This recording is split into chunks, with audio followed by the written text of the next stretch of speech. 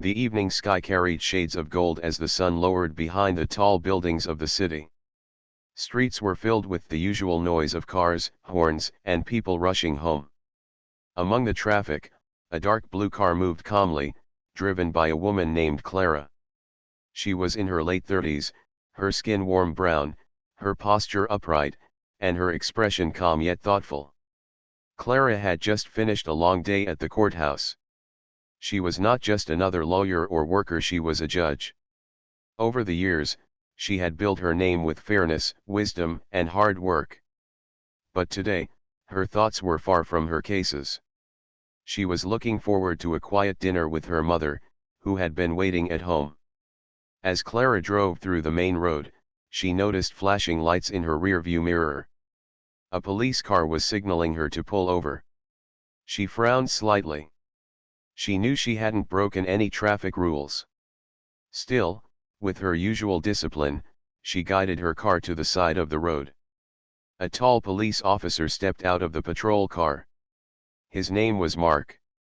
He was in his 40s, firm in his walk, his face serious. He approached Clara's window with a stern look. "License and registration," he said in a tone that carried no warmth. Clara rolled down the window and gave him a polite smile. "Of course, officer. May I know the reason for the stop?" Mark crossed his arms, glancing at the vehicle with suspicion. "This car matches the description of a stolen vehicle reported earlier. I need to check your papers." Clara's eyebrows lifted in surprise. "A stolen car? Officer, this is my car. I've owned it for years." But Mark was not listening with patience. His eyes narrowed as he studied her face. "Step out of the vehicle," he ordered. Clara took a calm breath. She had seen this kind of behavior before, both inside and outside the courtroom. She knew better than to argue in the middle of the street. With grace, she stepped out of the car, holding her purse. People passing by slowed down, some whispering as they looked at the scene. The flashing police lights made the moment feel heavier than it was. Clara stood tall, her hands relaxed by her side. Mark looked over the car, checking the number plate, then turned to Clara. "Where exactly did you get this vehicle?" he asked, his voice sharp. Clara's eyes met his. "I purchased it from a dealership downtown. I have the documents inside the glove compartment. Would you like me to show you?" But Mark shook his head. "I'll decide what I need. For now, stay where you are." Clara noticed the impatience in his tone. He was not asking questions like an officer searching for truth, he was accusing. She understood the difference well. After all, she had listened to hundreds of testimonies as a judge. "Officer," she said in a steady voice, "I assure you, this car belongs to me. If you allow me, I can show you proof immediately." Mark pulled out his notepad. "Name?" he asked, as though the information on her driver's license wasn't enough. "Clara James," she replied. He scribbled the name down but still looked unconvinced. His eyes moved from the car back to her, as though waiting for her to make a mistake. Clara knew she had to remain calm. She had always believed that anger clouds judgment. She kept her tone respectful, even as she felt the unfairness of the situation growing. Finally, she opened her purse slowly and took out her driver's license. She handed it to him without a word. Mark examined it, but his expression didn't soften. He still carried suspicion, as though the truth sat hidden behind her calm face. "Judge Clara James," he read aloud, his tone mixed with disbelief. Clara nodded. "Yes. I serve at the county courthouse." For a moment, silence hung in the air. The officer's eyes shifted quickly between her ID and her steady gaze.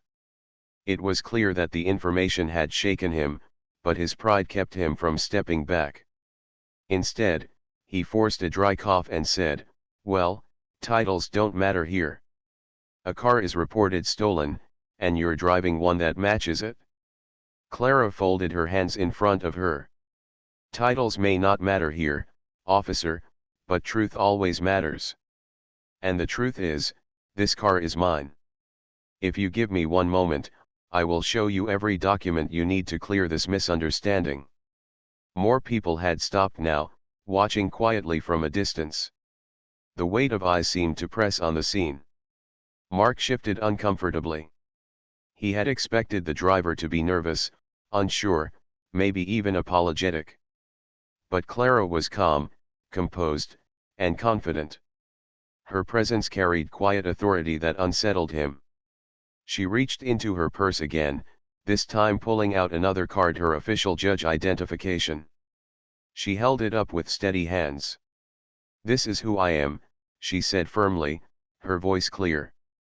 "I am a judge of the city, and I demand to be treated with fairness.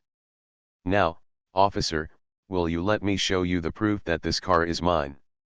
The silence deepened. The flashing lights reflected off the car windows, off her ID, off the faces of the small crowd nearby. For the first time since the stop, Mark's expression shifted. His authority felt tested, not by anger or defiance, but by truth itself. And Clara stood there, calm as stone, waiting for him to answer. The street had grown quieter, yet the flashing lights of the patrol car made everything feel louder.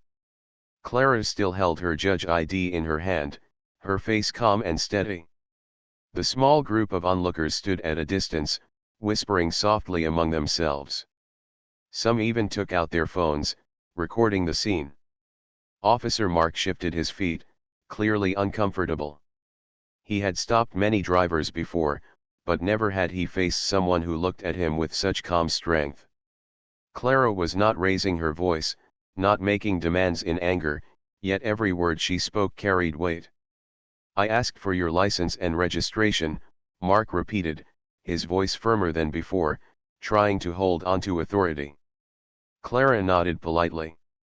"I gave you my license, and now I am offering you proof of who I am. The registration is inside the car. May I retrieve it, with your permission?" Her tone was respectful, yet Mark felt cornered. His pride battled against the truth sitting in front of him.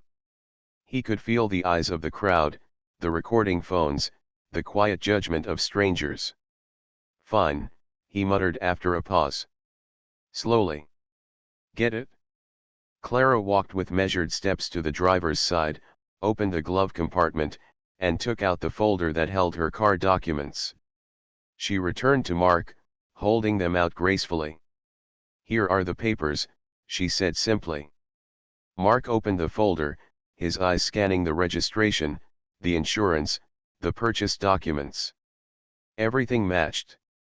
Her name, Clara James, was written clearly across each page. The truth stood in front of him, undeniable. Still, his face hardened. "Anyone could have these papers," he said. The crowd murmured, their whispers growing louder. A young man in the back shook his head. "Come on, officer, she's got everything right there," he said under his breath. Clara remained calm, but her eyes carried a sharpness now. "Officer, do you understand what you are saying? These are official documents. This is my license. This is my ID as a judge. How much more do you need before you see the truth?" Mark swallowed hard. His hands felt heavy holding the documents. He wanted to push back, to stand taller, but each word she spoke chipped away at his confidence. Clara did not move closer. She simply stood, her posture straight, her presence firm. "I respect the role of every officer," she said clearly, loud enough for the small crowd to hear. "But respect must be mutual. I have given you every proof required. Now I ask you, officer, what else is it that you seek?" The words rang in the air. The silence that followed was thicker than before. Mark opened his mouth to reply, but he found no words that could cover the truth in front of him. The phone cameras lifted higher, capturing his hesitation. Clara took a slow breath and then added, "You are in front of a judge of the city, standing in public, with the people watching. Remember that what you choose next will show not just your actions, but your character. Her words were not loud, but they struck deep. Mark felt heat rising in his face. He looked at the papers again, then at her ID, and then at the calm yet unshakable woman standing before him. Finally, he handed back the documents, though his hand trembled slightly. "You may go," he said quickly, his voice lower now. But Clara did not move. She looked at him carefully, her eyes steady. "This is not only about me, officer. It is about fairness. I will go, but understand this moment will not be forgotten. Truth always finds its place, even when pride tries to cover it." The crowd whispered again. A woman nodded slowly, her face showing respect for Clara's composure. Mark turned his back quickly, walking toward his patrol car. But his steps were stiff, heavy with the weight of embarrassment. He knew deep inside that this single stop could not remain hidden. Too many had seen it, too many had recorded it. Clara calmly walked back to her car, placed her documents inside, and sat in the driver's seat. She rested her hands on the steering wheel for a moment, breathing out softly. She was used to difficult days, but something about this stop felt heavier. It was not only about her, it was about what it meant for justice itself. She turned the key, and the engine hummed quietly. Before driving away, she looked once more in the rearview mirror. She saw Officer Mark leaning against his patrol car, staring at the ground, his face tense. For Clara, the moment was not just about proving ownership of a car. It was about standing firm in dignity when doubt tried to break it. And she knew deep down this was not the end. As she drove away, the crowd slowly dispersed, whispers trailing behind. The recordings would soon find their way across the city. And Officer Mark's career had just taken its first heavy crack. The next morning, the city woke to a story that spread faster than anyone expected. The video of Judge Clara's roadside stop had been shared on social media overnight. Short clips showed the flashing lights, her calm voice, her ID held high, and the officer's uneasy silence. The people who had recorded the scene posted it with captions like, "Dignity under pressure" and "A judge teaches respect without raising her voice." Soon, news outlets picked it up. At the courthouse, Clara walked through the tall glass doors with her usual grace. But unlike every other morning, whispers followed her. Clerks, lawyers, and even guards looked at her differently, not just with respect, but with admiration. "Good morning, Judge James," one clerk said, his tone softer than usual. "We all saw the video. You handled it with such strength." Clara gave him a gentle nod. "Thank you. But remember, strength is not in shouting, it is in standing calm when the storm comes." She went to her chambers, set her files on the desk, and tried to begin her day. But the weight of attention pressed against her walls. She had not wanted fame, she had wanted fairness. Yet the city now held her up as a symbol. Meanwhile, across town, Officer Mark sat in the police station with heavy shoulders. The chief had already called him into the office that morning. The chief's desk was covered with reports and a laptop that showed the video playing on loop. "Do you understand what this looks like?" the chief asked, his tone firm but tired. Mark shifted uncomfortably in his chair. "Chief, I was only doing my duty." "The car matched the description." "The car matched nothing but your doubt," the chief cut him off. "She gave you every proof. And you kept pressing. Worse, the whole city watched you ignore truth standing in front of you." Mark's mouth opened, but no defense came. He had no words strong enough to cover the truth that the camera had captured. The chief sighed, rubbing his forehead. "This is not just about you, Mark. This is about the whole department. Trust is fragile, and you've cracked it. The mayor is already asking questions. The review board will meet soon, and your actions will be examined closely." Mark felt a chill run down his spine. He had worn the badge for years, proud of his uniform. But now, one moment, one decision, threatened to undo everything. Back at the courthouse, Clara sat in her chair, reading through a case file. Her assistant, a young woman named Nora, knocked gently on the door. "Judge, may I come in?" Nora asked. "Of course, Nora," Clara replied, looking up with a kind smile. Nora entered, holding a tablet. "There are reporters outside. They want to speak with you. Everyone is praising how you handled yourself, but I thought you should know before you leave today." Clara closed the file and leaned back. "Reporters. I see. I did not act for attention. I acted for fairness. But I suppose the world sees what it wants to see."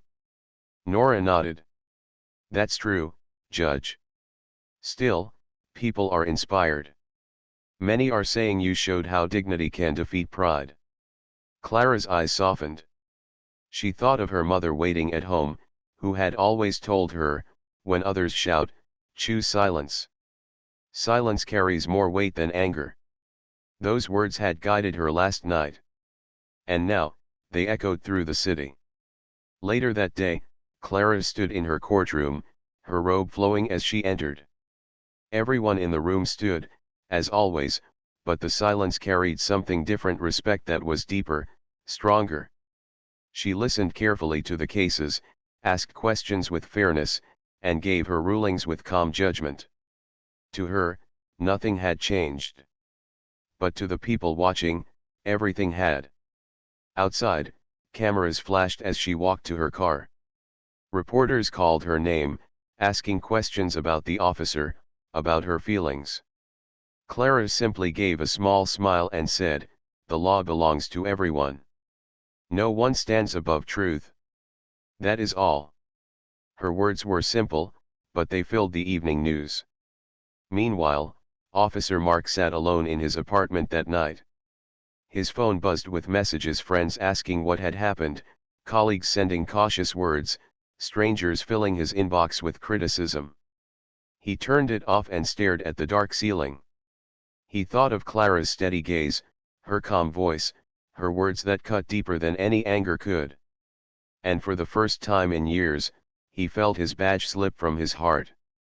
Across the city, Clara finally sat at the dinner table with her mother. The older woman served her food with gentle hands and looked at her daughter with proud eyes. "I saw the news," her mother said softly. "You carried yourself with grace. I always told you, Clara, truth shines brightest when it doesn't need to shout." Clara smiled faintly, feeling both tired and at peace. "Yes, Mama. But I fear this is only the beginning. The city is talking, and the officer's story is not finished." Her mother placed her hand over Clara's. "Then let it unfold. You have already shown the world who you are. Whatever comes next, face it the same way, calm, steady, unshaken." Clara nodded slowly, her heart steady. She knew storms were coming, not for her, but for the man who had tried to doubt her. And though she carried no anger, she also carried truth. And truth, she knew, always had a way of finishing the story. The city moved quickly. By the end of the week, the police review board had scheduled a hearing. The video of Judge Clara's encounter with Officer Mark had become too widespread to ignore. Citizens demanded answers, leaders wanted explanations, and the department's reputation was on the line. Clara sat quietly in her chambers when the invitation arrived. An envelope with the official seal rested on her desk. Inside was a simple letter: "Judge Clara James, you are requested to appear as a witness in the review hearing regarding the conduct of Officer Mark Daniels." Clara read the words carefully, her face steady. She had known this was coming. The city would not let the matter disappear. Still, she felt the weight of what it meant. A man's career hung in the balance, not because she wanted it so, but because of his own choices. Her assistant, Nora, stepped inside, noticing the letter. "They're calling you to testify." "Yes," Clara said softly. She folded the paper and set it on the desk. "It is not something I wished for, but truth cannot be hidden. If they ask me to speak, I will speak. Nora hesitated, then asked, "Do you feel nervous?" Clara smiled faintly. "No, I feel thoughtful. Justice is not about winning or losing. It is about standing with honesty. That is all I will do." Across the city, Officer Mark sat in the review board's waiting room. His uniform was pressed, his shoes polished, but his face carried heavy lines of worry. He had been an officer for many years, but never had he stood on this side of judgment. He kept glancing at the clock, wishing the hands would move slower. Inside the boardroom, long wooden tables were arranged in a square. The panel of senior officials sat on one side, their expressions calm but serious. Reporters had been kept outside, but their cameras waited for the results. When the doors opened, Clara entered. She wore a simple dark dress, her posture upright, her expression calm. She greeted the panel politely and took her seat. The room seemed to grow quieter with her presence. The chair of the board, a woman named Miss Allen, spoke first. "Judge James, thank you for coming. We know your time is valuable. We ask you today not as a judge, but as a witness to an event. Please share with us, in your own words, what happened." Clara nodded. She placed her hands on the table, her voice steady. She told the story plainly: how she had been stopped, how she had provided her license, her registration, her ID, and how Officer Mark had continued to question her ownership of the car. She did not exaggerate, nor did she soften the truth. "I gave every proof that was asked," she said calmly. "Yet it was not accepted. My dignity was tested, but I chose calm. I believe fairness requires both sides to listen. That did not happen on that evening." The board members took notes, their faces unreadable. When Clara finished, the chair nodded slowly. "Thank you, Judge James. Your account is clear." Then came Officer Mark's turn. He stood stiffly, his voice low but defensive. "The car matched a description from a report. I was doing my duty. My only goal was to make sure the car was not stolen." Miss Allen looked at him firmly. "And when the driver gave you her license, registration, and official ID?" Mark shifted uncomfortably. I felt it necessary to confirm further. Anyone could carry documents." "Anyone?" Miss Allen repeated. "Even a sitting judge with official identification." Mark lowered his eyes. Silence filled the room. Clara did not gloat, did not smile. She simply sat with her calm expression, watching the truth unfold on its own. After hours of questions and notes, the board ended the hearing for the day. "We will review carefully and release our decision soon," Miss Allen announced. Clara walked out of the building quietly, avoiding the reporters who rushed to ask her questions. She entered her car, closed the door, and let out a slow breath. She had spoken the truth, that was all she could do. Meanwhile, Mark walked out separately, his head lowered. A few fellow officers waited for him, their faces filled with mixed feelings: pity, disappointment, silence. For the first time, Mark felt truly alone in his uniform. That night, the city buzzed with discussion. News channels showed drawings of the boardroom, repeating Clara's calm testimony. People praised her composure, while others questioned how an officer could ignore such clear proof. At her home, Clara sat with her mother once more. The older woman poured tea, her eyes watching her daughter closely. "You spoke the truth?" she asked gently. "Yes, Mama," Clara replied. "I spoke only the truth. The rest is not in my hands." Her mother smiled softly. "Then let it be. Truth has its own way of shining, even when people try to dim it." Clara sipped her tea in silence. She felt no joy in Officer Mark's struggle, but she knew this was bigger than one man. This was about fairness, about trust in justice. And sometimes, the cost of ignoring truth was heavy. Far away, Mark sat in his dark apartment, staring at the badge on the table. It no longer looked like honor. It looked like a question one he could not answer. A week after the hearing, the city waited for the review board's decision. News channels kept replaying the clips of Judge Clara's calm testimony, and people across the city debated what should happen to Officer Mark. Some spoke about fairness, others about accountability, but one thing was certain: everyone was watching. At the courthouse, Clara kept her routine. She heard cases, listened with patience, and gave her rulings. To her, justice was always about the present moment. Still, she could feel the attention following her everywhere. People looked at her not only as a judge but as a symbol of dignity under pressure. Nora, her assistant, entered her chambers one afternoon with a folder in her hands. "Judge, the board's announcement will be made tomorrow morning," she said carefully. Clara nodded, her face calm as ever. "Thank you, Nora. Let us continue with today's work." Nora admired her judge deeply. Clara never allowed outside storms to shake her inside world. She always carried herself as though truth itself stood beside her. Across town, Officer Mark felt the weight of each passing day. He could not escape the whispers. Fellow officers no longer spoke to him as freely as before. Some avoided his eyes, others offered half-hearted words of comfort.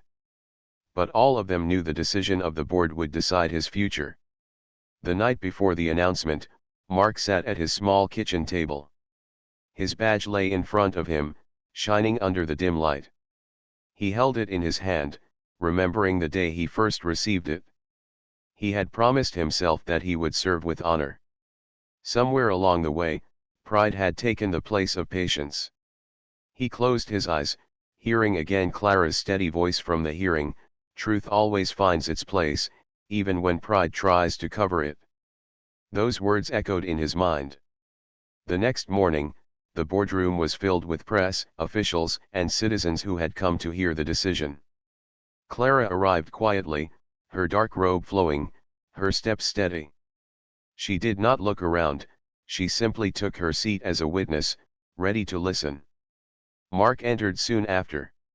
His uniform was pressed, his shoulders squared, but his eyes showed the storm inside him. He took his seat across from the board, his heart heavy with dread. Miss Allen, the chair of the review board, cleared her throat and began.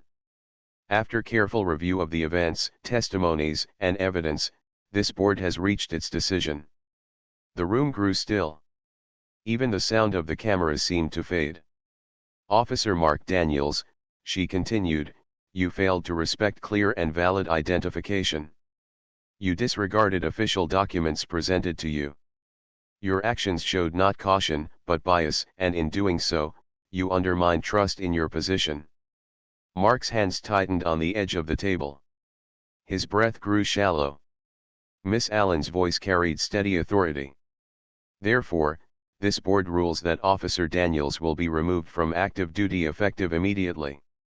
His conduct does not reflect the standards of this department. Further, he will face internal discipline and lose eligibility for promotion or reinstatement." Gasps filled the room. The decision was final, heavy, and undeniable. Reporters scribbled furiously, cameras clicked, and whispers spread like wildfire.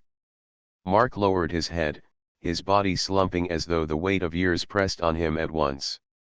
His career, his identity, his pride all had cracked under the truth he had tried to ignore. Clara sat quietly, her face unchanged. She felt no triumph, no celebration. She only felt the stillness of truth standing firm. When the session ended, Clara rose and walked toward the exit. Reporters rushed, asking her to comment. She stopped only once, turning to face the crowd. "I did not wish for anyone to lose their career," she said softly. "But fairness cannot survive when truth is denied. Justice belongs to everyone, no matter who they are. That is all." Her words were carried on the evening news, played again and again. People across the city spoke of her dignity, her calm strength. Parents told their children about her composure. Teachers shared the story in classrooms. Clara had become more than a judge, she had become a lesson.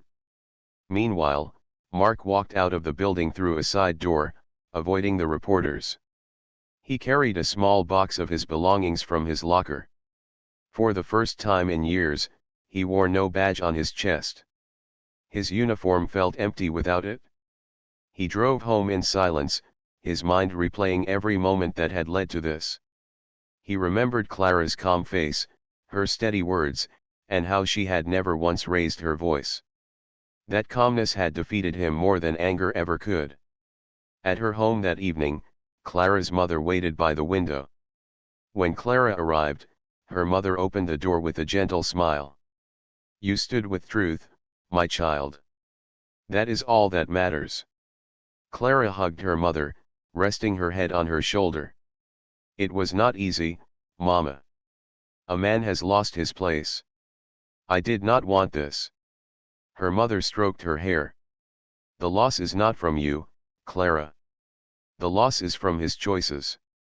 You gave patience. You gave proof. He refused them. Truth always gives a chance, he chose to turn away." Clara closed her eyes, feeling the words sink into her heart. She knew her mother was right. Truth had stood tall, and all she had done was let it speak. The city's eyes now looked at her not just as a judge, but as a symbol of what calm dignity could do. And though the storm around her grew louder, Clara remained what she had always been: steady, fair, and unshaken. The board's decision spread across the city like fire through dry grass. News channels repeated the ruling, and people discussed it in coffee shops, buses, and offices. Some saw it as justice served, others as a heavy price for one man's mistake. But everyone agreed Judge Clara had shown what dignity looked like when tested. Clara, however, returned to her routine. To her, life was not about fame or titles, it was about fairness, moment by moment. In her courtroom, she continued to listen with patience and rule with care. Yet she could feel the ripple her actions had created. One afternoon, a teacher named Mrs. Hill wrote to her. The letter was short but heartfelt. "Judge James, my students saw your story. They now believe that calmness can be stronger than anger. Thank you for showing them a better way." Clara read the letter twice, her eyes softening. She never sought to inspire, but she understood now that truth traveled further than she imagined. At the same time, Officer Mark faced a different world. His days were empty without the rhythm of patrols, reports, and the weight of the badge on his chest. He woke up later than usual, sat by the window, and stared at the streets he once served. The silence of his apartment felt louder than the noise of the city. He thought often about Clara's steady voice. Her words replayed in his mind, not as accusations but as lessons: truth always finds its place. For the first time in years, Mark began to question himself deeply. Why had he ignored the documents she gave him? Why had he doubted her even when proof sat in his hand? The answers hurt, but they were clear. Pride had blinded him, and pride had cost him everything. One evening, he walked through the neighborhood park, hands in his pockets. He saw children playing, parents watching, and people moving about without fear. Once, he had been part of keeping that peace. Now, he was an outsider. He sat on a bench, and for a long time, he stayed there, lost in thought. An old man walking his dog stopped and recognized him. "You're that officer, aren't you? The one from the news?" Mark looked up slowly, his voice quiet. "Yes. That was me." The old man studied him, then said, "You made a mistake. But mistakes are lessons if you learn from them. The real loss is if you don't change." The words surprised Mark, simple yet heavy. He nodded slowly. For the first time since the board's ruling, he felt a spark of hope that maybe his story was not over yet. Back at the courthouse, Clara spoke to a group of young law students who had requested to meet her. They gathered in a small hall, notebooks in hand, eyes wide with respect. One student asked, "Judge James, how did you stay calm when the officer kept doubting you? Didn't you feel angry?" Clara smiled gently. "Anger visits us all. But when we let anger lead, we lose sight of truth. Calmness does not mean weakness. Calmness is strength wrapped in patience. That is what holds dignity together." The students wrote down her words eagerly. For them, she was not just a judge, she was a teacher of life itself. Later that night, Clara sat with her mother at the kitchen table. The older woman listened as Clara spoke about the students, the letters, and the attention her story continued to receive. Her mother placed her hand on Clara's and said, "You have shown the city something rare. Not power, not pride, but quiet strength. That is why they look to you." Clara lowered her eyes, her voice soft. "I did not want the city to look at me. I only wanted fairness." Her mother smiled. "And because you wanted only fairness, they now see you more clearly. That is the way truth works." Meanwhile, Mark decided to visit the police station one last time. He turned in the remaining items from his locker and walked through the halls where he had spent years of his life. Some officers nodded politely, others avoided his gaze. But he did not feel anger toward them. He only felt the weight of his own choices. As he left the building, he paused at the door and looked back. The walls, the badges, the uniforms, all of it once defined him. Now, he knew, he had to find a new path, one built not on pride but on humility. In the quiet of that evening, both Clara and Mark sat in different corners of the same city, she with her mother, he alone in his apartment. Their lives had crossed in a single moment, but the ripples of that moment now touched many others. Clara's calm strength inspired people to believe in fairness. Mark's fall reminded others of the cost of ignoring truth. And though their journeys were separate, both were tied to the same lesson: dignity lives in truth, and truth always finds a way to rise. The city had settled into a quiet rhythm again, but the story of Judge Clara James continued to inspire. People still talked about the calm strength she had shown during that roadside stop. Social media shared her words, teachers told her story to students, and even young officers in training learned the importance of fairness. Clara returned to her routine with humility. Courtroom cases, hearings, and paperwork filled her days, yet she always remembered the lesson that had spread across the city: truth and patience carry more power than anger or pride. One morning, Clara received a letter in her chambers. It was from a young law student who had written weeks ago. "Dear Judge James, I saw how you stood with calmness and truth. I want to follow your example and work for justice like you do. Thank you for showing me that dignity matters more than anger." Clara smiled as she read the words. She placed the letter carefully on her desk, thinking how small actions, when guided by fairness, could ripple out to touch many lives. Meanwhile, Officer Mark faced the consequences of his actions daily. His badge was gone, his uniform packed away, and the city he had patrolled felt different now, both familiar and foreign. He had spent weeks reflecting on his decisions, replaying the moment when Clara had shown patience under pressure. One evening, Mark walked through the park near his apartment. He watched children laughing, people jogging, and families spending quiet moments together. For the first time in a long while, he felt the need to take responsibility not for the city, but for himself. He began volunteering at a local community center, teaching safety tips and guidance to teenagers. The work was humbling, far from the authority he once held, but it gave him purpose. He realized that leadership was not about control, but about respect and fairness. Back at the courthouse, Clara continued to listen carefully in her courtroom. Her rulings remained fair, her questions sharp, but always calm. The city noticed. People trusted her not because she had power, but because she had shown what fairness looked like in action. One afternoon, a group of young law students visited her chambers. They had questions, notebooks ready, eyes eager for guidance.